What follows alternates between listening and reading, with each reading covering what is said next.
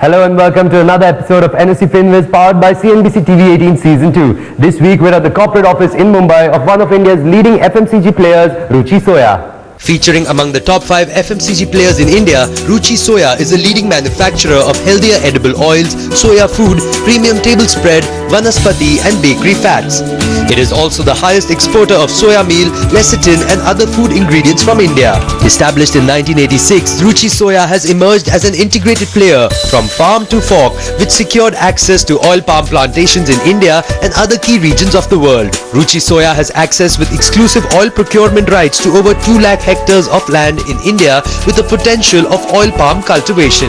With a turnover of over $5 billion, Ruchi Soya is listed on the National Stock Exchange of India. Some of the trusted brands of Ruchi Soya include Nutrela, Sunrich, Ruchi Gold and Mahakosh. Focusing on our theme for the series, NSE FinWiz visited Ruchi Soya in Mumbai to gauge thoughts and notions of the young employees on investments and financial planning.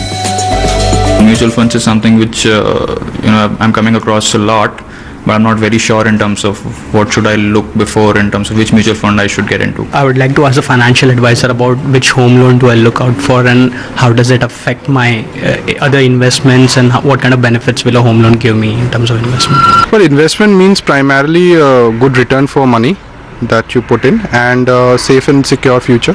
These are the two things, and obviously a balance between safety and returns. I would like to ask the financial experts if they could just shed some knowledge on ETF, how it works, and probably share some of their experience on market timing, how to time your investment. Past 4 weeks in stock market was very volatile. So obviously my portfolio took a dip and then it went up and then again it went for a dip. So that volatility is something which I want to kind of come out of. We'll be now joined by our two very special experts. We have Hemant Rustagi, who's the CEO at Wise Invest Advisors. Welcome to the show, Hemant. And we have Nikhil Kothari, who's the Chief Financial Planner and Director at Ethica Wealth Advisors. Nikhil, welcome to the show. First question to you. You know, recently the stock markets have been hitting all-time highs. There's been a lot of excitement, Nifty is hitting all-time highs. And people get really excited in two ways. Firstly, they said, oh my God, this is the time, this is the best opportunity to invest. Otherwise, they also think that maybe this is not the right time to invest because the markets will fall and they're waiting when it will fall, then I'll invest. How do you tackle this mentality? Okay. So first of all, whenever investing in equity, you should know that what exactly your goal is. If your goal is for short term, say 1 year, 2 year, 3 year, then equity is not the right investment avenue for you. So it may market may be all time high or market may be all time low. But if you have a short term goal, equity is not the right option for you. But if a long term goal, say 7 years, 10 years, then the short term of ups and downs will not matter to you. Whereas the long term, what you're seeing is very huge growth story for India. So 100 points up or 100 points down will not matter to you if you really have a long term goal. So whenever investing in equities, first thing that how long will I investing for? So it's not when I invest, it all depends on how long will I investing for. Okay. So it's not how do I time the market, but it's all what is the time horizon what I have when I invest in equity market. Okay. Hemant, so you know, Nikhil is talking about depending on what your goals are, so whether it's short term or long term. Now when you go about goal setting, which is obviously a very important part of your financial planning, how do you advise people to set goals? Because sometimes it's just too overwhelming to think about what are my goals and how do I achieve them. Well, you're absolutely right. You know, it's quite amazing. Whenever we talk about financial planning, people generally think, oh, it's going to be very, very cumbersome process. And many a times actually investors don't even know what their goals are. So I think the process begins with understanding what your own goals are. So we actually sit down with investors, go through all their goals, because you have goals which you want to achieve in short term, there are goals which you want to achieve in medium term, there are goals which you want to achieve in long term. And the best thing is the moment you decide about your goals which you want to achieve over different time periods, it helps you in deciding your asset allocation. Right. Asset allocation is the most important thing when you talk about your investment, because that is what decides what kind of risk are you taking in your investment, the kind of return that you can get. Hemant spoke about asset allocation. Could you what is asset allocation? If you could just explain that to us. Okay, so there are a lot of assets, or there are a lot of places where we can invest. So start with something called as debt. In debt also you have various types. In debt you can also invest for very, very short term, which is called money market instruments. And in debt also you can invest for 3 to 5 years, which is like a fixed deposits or what you say a debt market, right? A short term debt fund. Then you have something called equity, which is for purely long term. And then you have commodities, which in India's parlance is more about gold. So you have different assets where you can invest. And last but not the least, which is the real estate, where we all India are fancy about it. So there are different asset classes to invest in. Now, which asset class should I select? It depends on what your goals are. So if you have a goal which is for very, very short term, say for example, you may need this money at any point of time, like something like contingency planning, that you may need this money at any point of time. So what we say that at least of 6 months of expenses should always be in very, very liquid assets. So that money should always be in something of very, very, which you can liquidate at any point of time. That's where money market comes in. But if you have a goal say for 2 years or 3 years, then you can't, as Hemant rightly said, it's safety of capital is more important there. Then you should invest in fixed income, right, which is your fixed deposits or your debt funds. And then if you have a long-term goal, which is like 10 years, 15 years down the line, then you should invest in something which should be able to beat inflation. And that's where equities or real estate comes in. What is the minimum quantity required for this electronic system, e-gold? Okay, so Hemant, what is the minimum quantity required for purchasing of e-gold? 1 gram of gold is equal to 1 unit. So if you want, suppose you're buying through gold ETF, you can actually buy 1 unit, whenever you want. Or if you're doing through SIP, then typically, you decide whether you want to put 500 rupees every month or 1000 rupees every month, and depending on what the price at that point of time, you will get the units accordingly. You're watching NSE FinWiz powered by CNBC TV 18 Season 2. It's time for a very short break. Don't go anywhere. We'll be right back.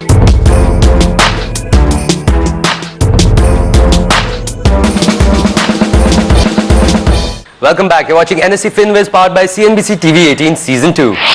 My question is like I purchase e-gold and suppose after some days I want to get a physical gold. Yes. So how much time required from gold to physical gold? Okay.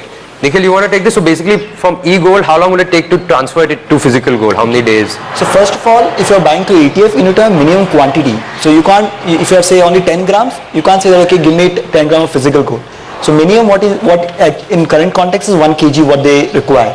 Okay. And within 10 to 15 days is the ideal time frame which they say that they will give you the physical gold. So, but you have to collect from a specific points. So there will be some document required which you need to have, but the minimum quantity is fixed. So you can't have 10 grams or 20 grams, you need to have minimum 1 kg as of current context. Yeah, does trading in ETF work the same way just like you trade in, let's say, shares or SIP, or does it work in the same form, or do you need to have different accounts and different types of accounts? Okay, Hemant, you want to take that? No, you actually, if you have a demat account for the stock, you can use the same account for buying gold ETF. And yes, you are absolutely right. It works exactly the way you would buy or sell stocks. So it's very, very simple and easy if you are familiar with buying stock on the stock market. But yeah, okay. So I want to talk to you about real estate. Very of Indians are, like you mentioned, Indians love our real estate. We all want to have a hand in that pie. But how should they go about it? Because the ticket size, the investment ticket size is really huge. So how can a everyday investor work towards real estate? So real estate first of two types. One is that I'm buying for my personal consumption, so my residential property. So that's not an investment. That's pure for personal consumption. So for that, what you do is that first of all, whenever you buy real estate, you need to pay some down payment, right? So down payment, how do you build that corpus, right? So the best way to build a corpus for down payment is to do an SIP. Okay, so if I know that, okay, I want to buy a house after 5 years, okay, so I have a 5-year time frame for which I need to have a down payment of XYZ amount, roughly say 20 lakh rupees. So what you should do that if it's a 5-year goal, you can start an SIP in something called as a balance fund, right, where you keep on investing say 20,000, 30,000 rupees every month, so that in 5 years you get some lump sum corpus which you can use to pay a down payment, and you can take a housing loan and and keep on paying the EMIs and get a house. In simple layman terms, what is inflation? And because you'll read it in the paper, you'll see X%, Y%, but it's quite confusing. So what is inflation? How do you explain? Let me explain it in a very simple manner. You invest a lakh of rupees. Let's say you put money in a lakh in fixed deposit for 5 years, and it gives you a return of 8%. Okay, and the inflation, we keep hearing that, okay, the cost is going up by 8%. So why do you get interest? You get interest because you are compromising on utilizing that money. You're keeping that aside, giving it to the bank. The bank is giving it to somebody who can start his business, and of course bank is making money. 5 years down the line, you realize that you got, let's say, 1,40,000 rupees, just giving a number, and suppose you wanted to use that 1 lakh rupees for buying something, okay, and when you go back after 5 years to buy the same thing, that also costs 1,40,000. So what did you gain? Nothing. 5 years you compromise on not using that money, After 5 years, you end up buying the same thing for the same amount which you have got from the bank. I think that is what inflation does. So if a person doesn't want to directly invest in equity, you have the option of mutual funds. Now there's always a lot of confusion. People think that they are two different asset classes also at times. But basically mutual funds are a vehicle to invest in equities. So if you could shed some light on that, could you simplify mutual funds for us? Mutual fund is like a package, Atta, where you decide what exactly you want. You want to invest for short term, there's a mutual fund for you. You want to invest for medium term, there's a mutual fund for you. You want to invest for long term, there's a mutual fund for you. So if I talk detail about equity mutual fund, so equity mutual fund, what they do is that in equity there are various types of mutual fund. One is called as large cap mutual fund, one is called as mid cap mutual fund, and one is called as small cap mutual fund. So what large cap mutual fund do is that they only invest in large companies. So large company means they only invest top 100 companies by market capitalization. So a large cap fund, a fund manager will invest on top 100 companies. Now it's his decision whether to buy Infosys or TCS. But what he will do, he will only buy large cap companies. So when you give a money to a mutual fund manager, okay, invest for me in large cap companies, so he will only invest in large cap companies. But which company to select is his call. Same thing if you want to invest in mid cap companies. You give money to a mutual fund manager saying that you only invest in mid cap companies. So then he will only invest in mid cap. Same thing goes for small cap.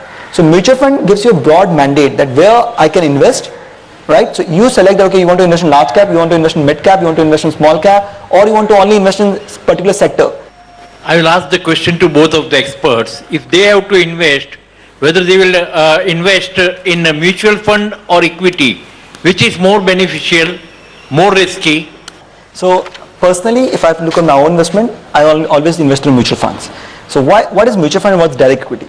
Say for example, if you're full time in equity market, if you know how to read balance sheet, okay, there are 6,000 companies listed in the stock market. So if you have expertise to understand the balance sheet, if you have time to read the 6,000 companies balance sheet and pick up the company which is good for you, fundamentally and everything, then you can invest directly.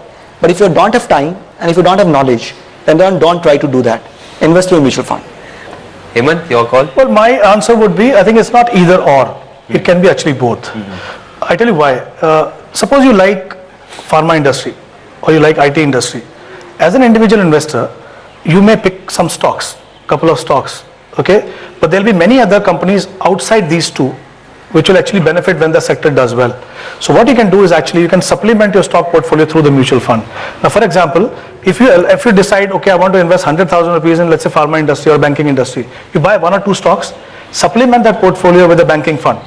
But do that only like if you're able to decide which stock and which sector to invest in.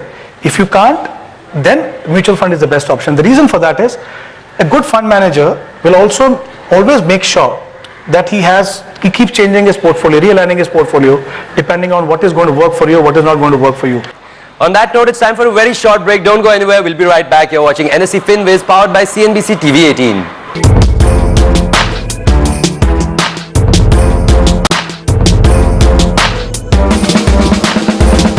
Welcome back. This is NSE FinWiz, powered by CNBC TV 18, and today we're with the employees of Ruchi Soya Industries. I've been investing in SIP for past 3 years, and now I have a question about whether I should exit it, revise it, or what are the parameters and what should be the benchmark so that I can compare it with other SIPs, or how should I go about it, or shall I take all the money out of it? Okay, Nikhil, over to you. So the first question is always comes from why I invested this purpose. What is the purpose of investing in it? If the purpose was that you need this money after 3 years, then you need money, so you have to withdraw it. There's no question whether I should hold it or redeem it. But if you're very clear that you need this money after 10 years, then why redeem it today? Hold it for 10 years, you will be able to make far better return than what you've made in the last 3 years. So it all depends on what exactly your goal is. If you already achieve your goal amount that you needed, say 10 lakh rupees, and you already have 10 lakh rupees by now, redeem it and move in a fixed income because your goal is achieved. If your goal is not achieved and you know that, okay, I need this money after 10 years, then don't do anything now. Hold it for 10 years and you'll make far more money than that. Do you suggest investing in penny stocks, as the investment would be less for a starter, but I'm not sure about the return part, so I would like to know about the penny stock thing. You must have heard experts or people talking about the valuations are cheap, okay, buy those stocks. We're talking about valuation, not the price. Unfortunately, we always mistake it that if there is a stock which is available at 5 rupees, okay, we say, okay, how much it will fall? We're buying at 5, so I'm going to make a lot of money. Believe me, it can come down to maybe 1 rupee, and when you try to sell that stock, you won't even have a buyer. So, penny stock investment is very, very risky. Okay. Hemant, I want to also talk to you about PPF. So this is a good mechanism, but people are always wondering, should I get into PPF? Is it worth it? What's your take on investing in PPFs and EPFs? So EPFs and PPFs. Well, EPF is kind of mandatory. Yeah. The only problem is that we have voluntary contribution to EPF. That's only because, we get a guaranteed return in that. Yeah. The problem with us is that this is one area of life where we want to remain traditional. Everywhere else we want to become modern. Imagine when you want to buy a mobile phone, you do so much research, you want the latest model.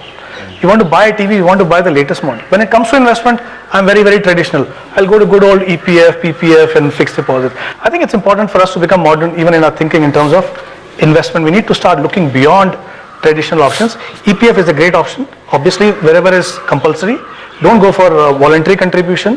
PPF again is a wonderful debt product because you get guaranteed return, you get tax-free return.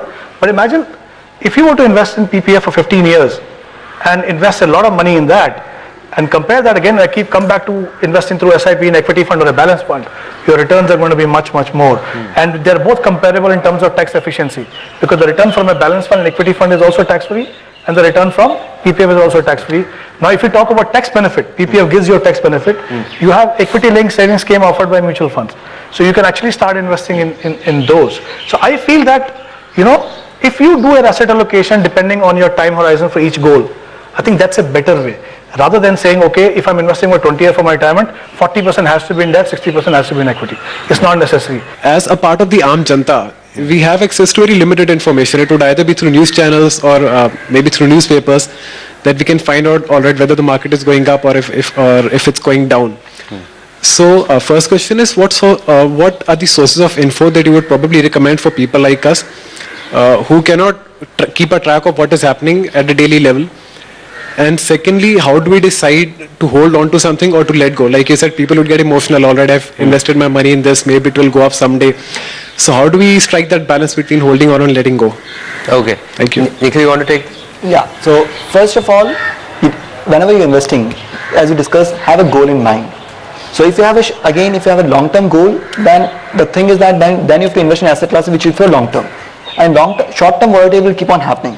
So if market is going up or going down in the short term, it should not worry you because if your goal is for long term.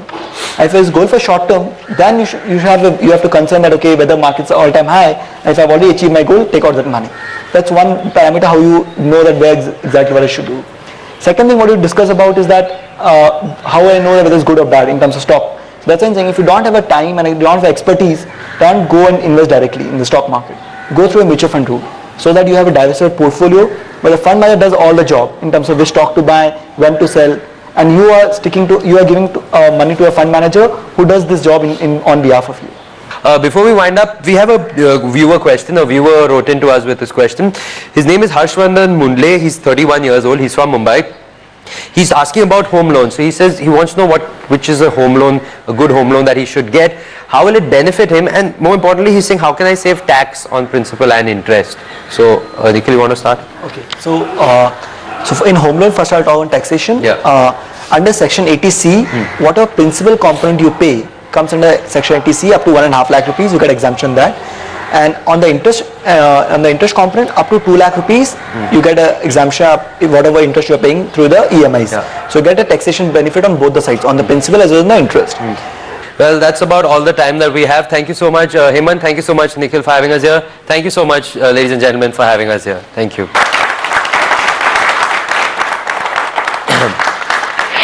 Definitely more informative about my investments. I already done SIP and all this, but I'm not so much informative. That like says that you have to informative about your investments. You have to ask the your fund manager that what exactly you are investing, why my fund is not raising. As a whole, it was a great experience. I truly believe that it's very much helpful educating for youngsters like us who really want to know how the investment should be done, how they should plan their portfolios, what should be the horizon, how should they plan their investments. It was really great in that sense. Experience was pretty good.